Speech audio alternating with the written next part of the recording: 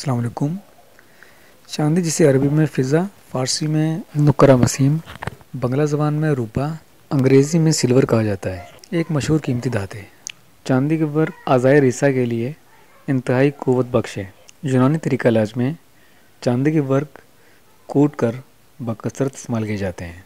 2 दत चांद के वर्क या कुश्ता चांदी 2 चावल खमीरा गाज़वन सादा में मिलाकर अगर खाया जाए तो ये मुकव्वी बदन, मुफर्रा व मुकव्वी कल्ब है। चांदी के वर्क अज़ाए रिसा के लिए खमीरा गाज़वन सादा के अलावा मुरब्बा सेब के अंदर मिलाकर भी खाया जा सकता है, जो कि अज़ाए रिसा को क़ुव्वत बख्शता है और वसवास, मालिकुलिया, सुर्रत, रिक्कत और सूफ़े बा के लिए नाफ़े है। चांदी के बर्तनों में खाना पीना मुफर्रा है, जबकि चांदी की सलाई अगर आँखों में फेरी जाए तो इससे बिनाई को तक़वियत मिलती है। उम्मीद है ये मालूमात आपके लिए इंतहाई मुफीद साबित होंगी। इजाज़त दीजिए, अल्लाह हाफ़िज़।